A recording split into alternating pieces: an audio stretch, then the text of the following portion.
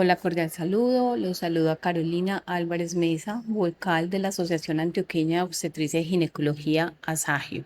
Reciban la más cordial bienvenida a este espacio creado por ASAGIO, el podcast Hablando con el especialista. Este episodio llega a ustedes gracias al apoyo de nuestros aliados en este camino por la salud femenina: Cedimed, Aspen, Intiskin, Laboratorios Echavarría, Bayer, Fertes, Atenea Mama y Pelvis, Medicina Fetal SAS, MSD, Colpo Diagnóstico, Medimujer, Endogine, Clínica Juan Fernando Bojanini, FAES Pharma, CES, MK, Amolca, Inser, Promedco, DKT, Profamilia, Dejando Huella Fertilidad, La Prof, Bioreferencia, Gedeon Richard, Uva Elixir, Exceltis, Proderma, Pharma de Colombia, Venus Lab, Fintech, Urogine, Bioclínicos, Novamed, Robson, SEMA, UDA y Meso Aesthetic. Este es nuestro episodio número 36. La doctora Valentina Buriticá, residente de tercer año de Ginecología y Obstetricia de la Universidad de Antioquia, ha preparado la revisión del artículo Uso de acetaminofén durante el embarazo y el riesgo de autismo, TDAH y discapacidad intelectual. Este artículo fue publicado en la revista JAMA en abril de 2024. ¿Cómo se encuentra el día de hoy, doctora Valentina? Hola, buenas tardes. Yo me encuentro pues muy bien. Muchas gracias por la invitación para grabar este podcast. ¿Quién es el autor principal del estudio y cuáles son sus filiaciones académicas? El autor principal de este estudio es el doctor Víctor Ahlqvist, doctor en filosofía, es epidemiólogo, tiene estudios de posgrado en ciencias médicas y una amplia trayectoria en el campo de la bioestadística. Su tesis doctoral exploró los beneficios y riesgos del uso de medicamentos anticonvulsivantes durante el embarazo. En este momento es investigador postdoctoral en psiquiatría de precisión y genética en la Universidad de Aarhus en Dinamarca. ¿Qué se sabe del tema y cuál era la pregunta de hipótesis de investigación? Bueno, entonces la elección de este artículo se dio a raíz de una reciente polémica mundial por aseveraciones sobre una posible relación entre el consumo de acetaminofén en el embarazo y el autismo. Digamos que es de conocimiento general que el acetaminofén es el analgésico y antipirético más utilizado durante el embarazo. Tanto la FDA como la Asociación Europea de Medicamentos, por sus siglas EMA, lo reconocen como seguro. De hecho, la EMA recientemente sacó un comunicado que ratifica esta recomendación. En el artículo nos mencionan que en el 2021 un consenso internacional de científicos y clínicos recomendó limitar el uso en el embarazo salvo estricta indicación, debido a unos estudios previos que sugerían en ese momento una posible relación con trastornos del neurodesarrollo, autismo, trastorno por déficit de atención e hiperactividad y discapacidad intelectual. Sin embargo, pues estos estudios tienen unas limitaciones importantes, como unos tamaños de muestra pequeños. Puede haber una confusión por la indicación de la prescripción del acetaminofén, por ejemplo, fiebre, patologías autoinmunes, migrañas, que pueden aumentar el riesgo por sí mismas de autismo o TDAH, por ejemplo. Y por eso, pues, digamos que ellos nos mencionan que hasta la fecha de la realización del estudio no estaba claro si las asociaciones encontradas en estudios previos reflejaban un efecto causal entre del acetaminofén o son resultado de confusión residual. La pregunta que ellos se plantean es entonces si el uso de acetaminofén durante el embarazo aumenta el riesgo de trastornos del neurodesarrollo en los niños. ¿Cómo se realizó el estudio? Se realizó un estudio de cohorte poblacional en Suecia que incluyó todos los nacimientos únicos ocurridos entre 1995 y 2019, con seguimiento de los niños hasta el año 2021. Fue una cohorte retrospectiva que finalmente estuvo conformada por 2.480.797 niños, a quienes se les pudo vincular con los papás mediante también registros nacionales. La exposición principal fue el uso de acetaminofén durante el embarazo. Para establecerlo, los autores utilizaron dos fuentes complementarias.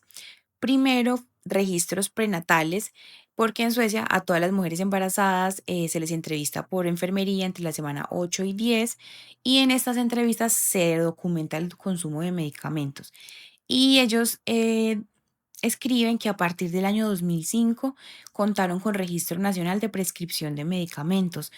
Desde esta fecha se permitió cuantificar la dispensación del acetaminofén. y por eso la exposición se clasificó de dos maneras.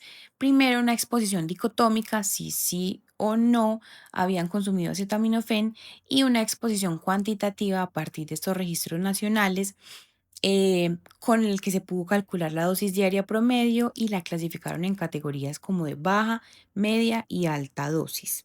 Un aspecto metodológico fundamental de este artículo es que utilizaron un análisis con control de hermanos, que fue diseñado para reducir el efecto de los factores de confusión familiares y genéticos.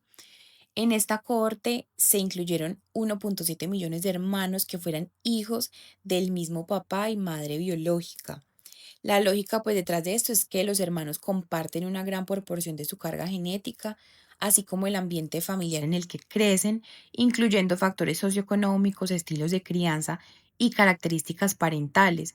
Esos elementos son precisamente algunos de los principales determinantes del riesgo de trastornos del neurodesarrollo y potenciales confusores en la relación entre el uso de acetaminofén y dichos desenlaces.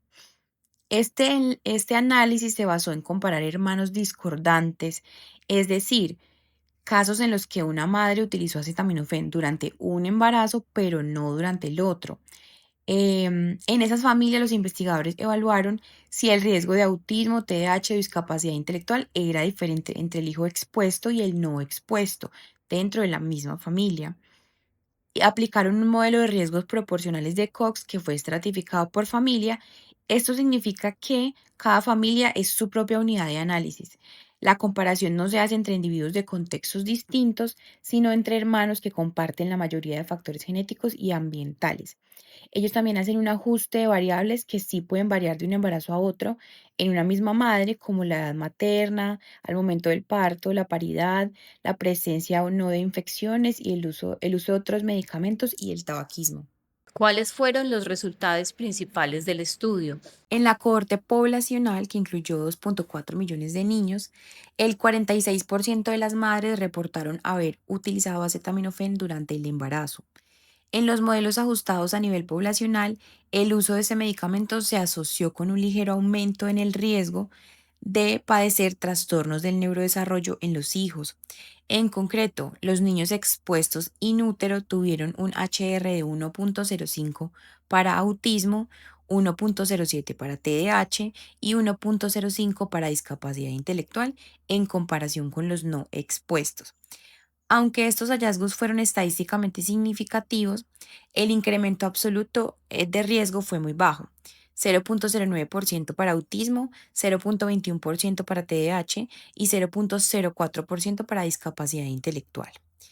Lo interesante es cuando se aplica el análisis con control de hermanos, que comparó a hijos expuestos y no expuestos dentro de la misma familia, como ya mencioné pues anteriormente.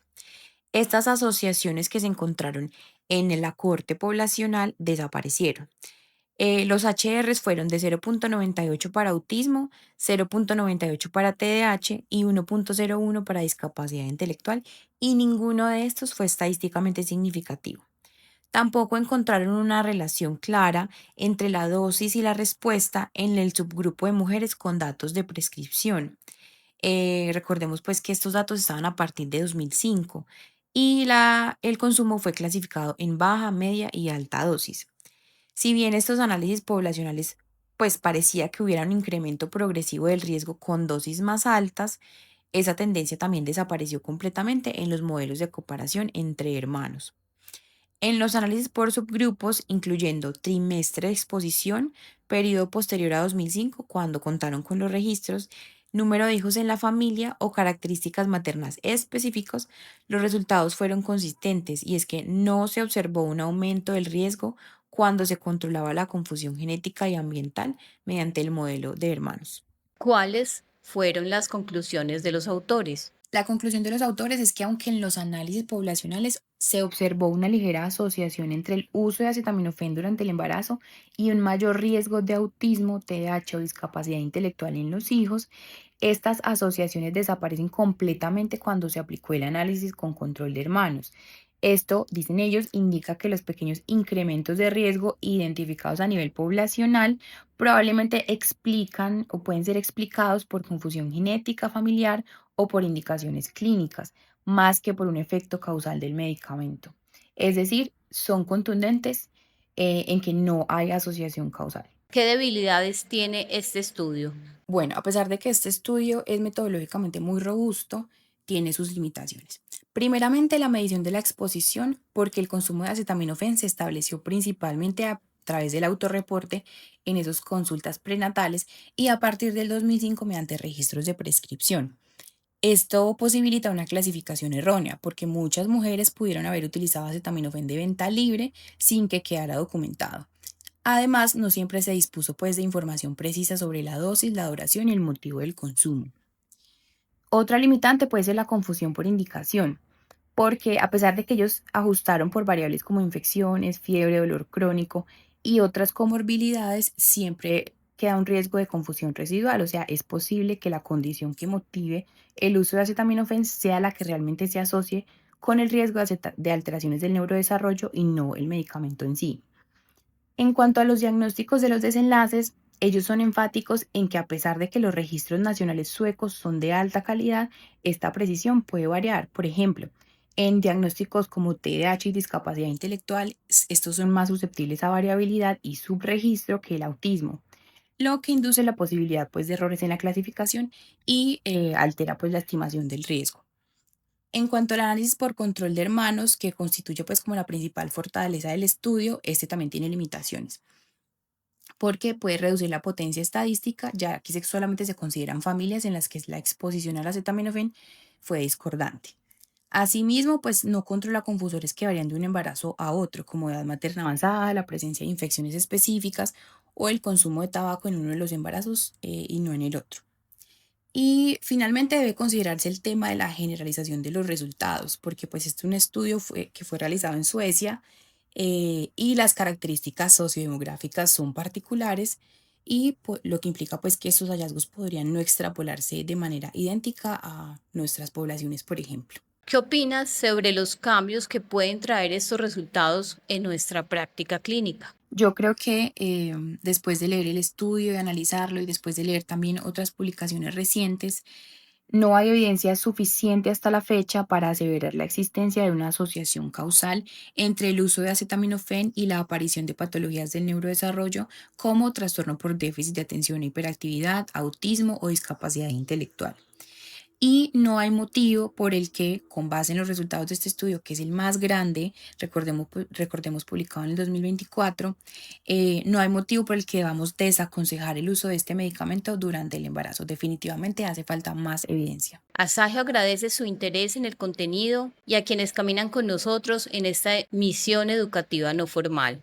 Cedimed, Aspid, Intiskin, Laboratorio Chavarría, Bayer, Fertes, Atenea Mama y Pelvis, Medicina Fetal SAS, MSD, Colpo Diagnóstico, Medimujer, Endogine, Clínica Juan Fernando Bojanini, FAES Pharma, CES, MK, Amolca, INSER, Promédico, DKT, Profamilia, Dejando Huella Fertilidad, La Prof, Bioreferencia, Gedeon Richter, Uva Elixir, Exceltis, Proderma, Pharma de Colombia, Venuslab, Fintech, Urogine, Bioclínicos, Novamed, Robson, SEMA, UDA y Mesoesthetic.